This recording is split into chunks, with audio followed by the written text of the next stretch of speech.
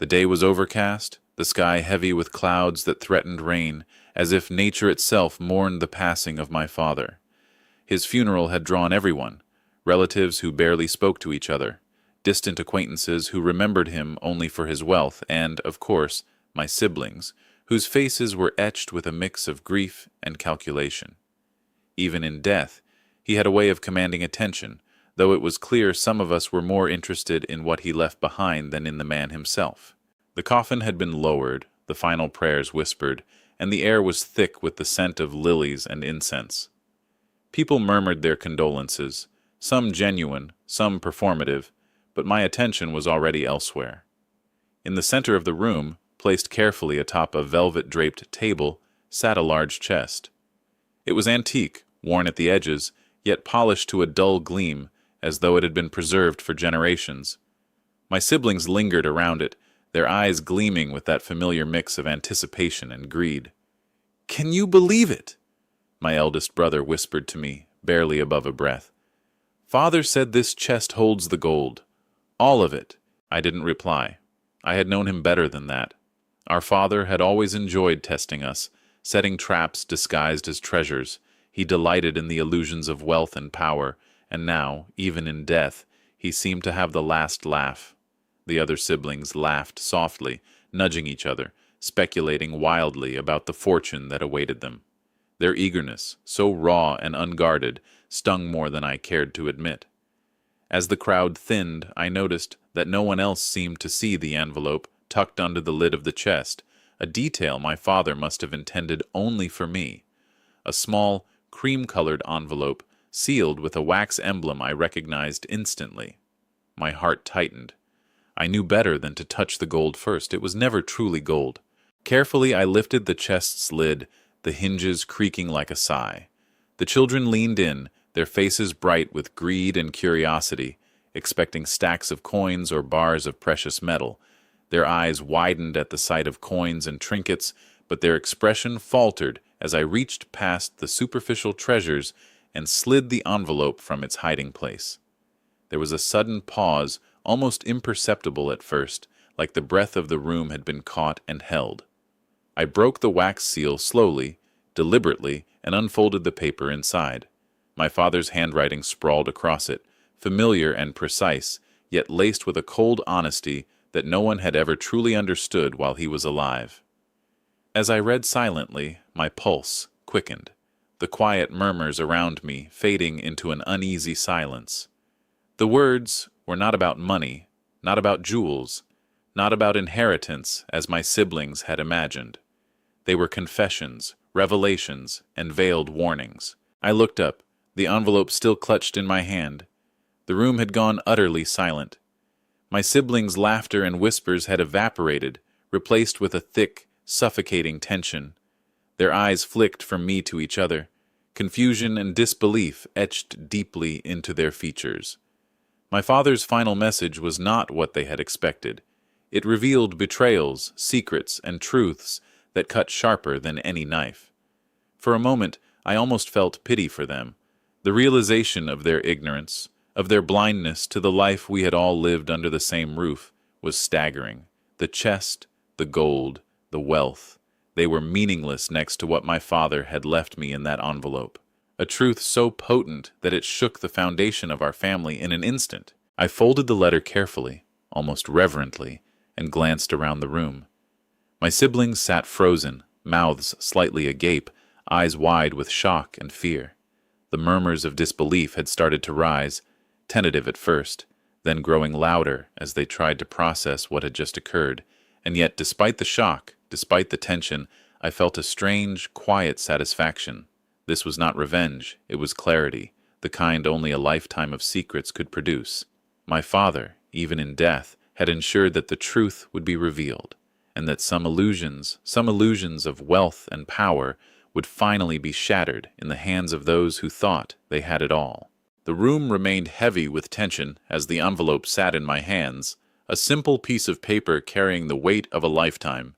My siblings stared at me, their eyes wide, their breaths shallow, As if the truth written there had knocked the air from their lungs, I could almost hear the gears turning behind their panicked expressions, the mental calculations of how to spin this into advantage or denial.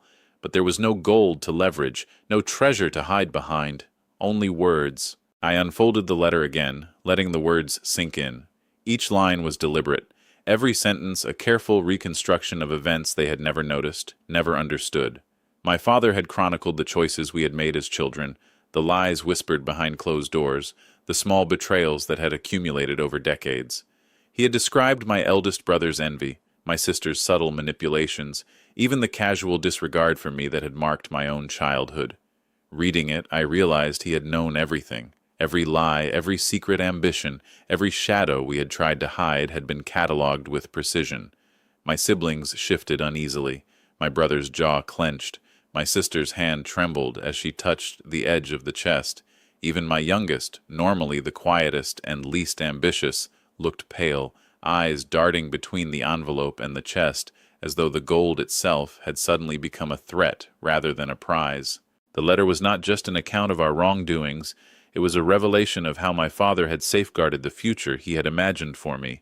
Hidden accounts, legal documents, investments carefully arranged in my name, all of it had been structured to ensure that I alone would inherit what he truly valued: trust, responsibility, and knowledge. The gold, the chest, the trinkets were distractions, toys for children pretending to be adults. My siblings' dreams of wealth, carefully nurtured over decades, crumbled in an instant. One by one they began to react. My brother's face darkened with rage, the kind that comes not from grief, but from being caught. He opened his mouth to speak, perhaps to argue, to demand explanation or challenge the letter, but no words came. My sister's eyes welled up, not from sorrow, but from the sting of exposure. She had believed herself clever, unnoticed, and yet here was the evidence, in my father's own hand, of her small but deliberate betrayals. I watched quietly, my heart heavy yet steady. There was no joy in their discomfort, only a deep, strange sense of justice. The silence stretched, punctuated only by the soft rustle of papers and the occasional shuffling of feet. I could see their minds working, imagining how they had been outmaneuvered, how the illusions of gold and inheritance had blinded them for so long. And I realized that the power of this revelation was far greater than any material wealth. The letter also revealed personal truths about my father, his regrets, and his love. He wrote of his pride in me, the one child who had truly seen him, who had listened and learned rather than plotted and schemed. He confessed mistakes, acknowledged moments where he had failed as a father, and entrusted me with the legacy of wisdom that no money could buy. My siblings would never see this side of him. They had only seen what they wanted to see. As the minutes dragged on, their confusion turned to quiet whispers. Accusations hung in the air, unspoken yet clear in the way they looked at each other. Guilt, fear, and shock warred within them, and I knew they were beginning to understand the full weight of their actions. The room felt smaller, the air heavier, as the truth settled over us like a shroud. I folded the letter carefully and slid it into my pocket, a private treasure far more valuable than gold.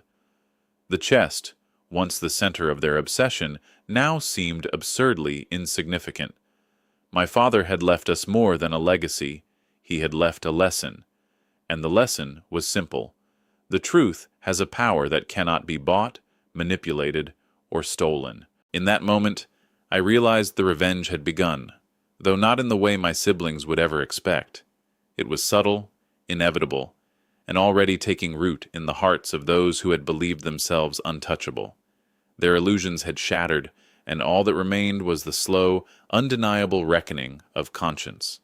The days after the funeral were strangely quiet, but beneath the surface, a storm was brewing. My siblings moved through their routines as if nothing had happened, but I could see the cracks forming, the way guilt and fear twisted their expressions in private moments. They didn't speak of the envelope or the letter. It was as if acknowledging it would make the consequences real, but their behavior betrayed them. My father's words had sown seeds that now began to bloom, and I watched with a calm attention that only comes from knowing the truth and holding it close. At first, the changes were subtle. My eldest brother, who had always prided himself on his shrewdness, began making mistakes in his business dealings. Decisions that once seemed obvious now faltered, negotiations collapsed, opportunities slipped away, and partners began questioning his judgment. I knew it was not coincidence. He had been relying on assumptions, illusions of power and control that my father's revelations had quietly dismantled. Every misstep was a reminder that the foundation he had built his confidence on, greed, cunning, and secrecy, was now eroding. My sister's subtle manipulations, once the source of her power within the family, began to fail as well. Friends and acquaintances, who had once been complicit in her schemes or simply overlooked them, began noticing the cracks. Rumors, whispers of her actions over the years, surfaced in ways that could not be traced directly back to me, yet seemed perfectly timed. She found herself isolated, her influence weakened, her own insecurities magnified. I watched as pride gave way to frustration, and frustration to fear, though she still did not understand the cause. Even my youngest sibling, who had always tried to remain neutral, seemed haunted. Their casual indifference turned to anxiety, a gnawing unease that never left their eyes. The small betrayals, the minor lapses in judgment that had gone unnoticed before, now seemed glaringly obvious. My father's words had sharpened my own perception, and, through subtle interventions, I ensured that these truths could not remain hidden. It was not malicious revenge in the traditional sense. I did not steal, lie, or harm anyone directly. Instead, I acted as a silent observer, guiding circumstances so that the consequences of their choices would unfold naturally. Contracts, social networks, investments, they were all tools for truth to assert itself. Every failure, every disappointment, was rooted in the choices they had made, magnified by the clarity my father had left me. Watching them unravel was a lesson in patience, in understanding the power of restraint and insight. There were moments, of course, when I felt a pang of guilt. I remembered the laughter of my siblings in happier times, the shared secrets of childhood, and I wondered whether this justice was too harsh. But I reminded myself that it was not my judgment alone. My father had orchestrated this. The letter, the revelations, the subtle truths, it was all part of a design meant to awaken awareness, to correct the imbalance of deceit and ambition that had plagued our family. One evening, as the sun dipped behind the horizon, casting long shadows across the city, I received word that one of my brother's ventures had collapsed entirely, a domino effect set off by a single, misjudged investment. At the same time, whispers of my sister's past manipulations reached the ears of a respected family friend, who confronted her publicly with questions she could not answer. Even my youngest, facing minor but persistent social and professional failures, began to withdraw, realizing the comfort of ignorance was gone forever. I did nothing overt. I did not gloat, did not intervene. I simply observed. The envelope had given me more than knowledge. It had given me the power of timing, of patience, of letting truth act in its own quiet, inevitable way.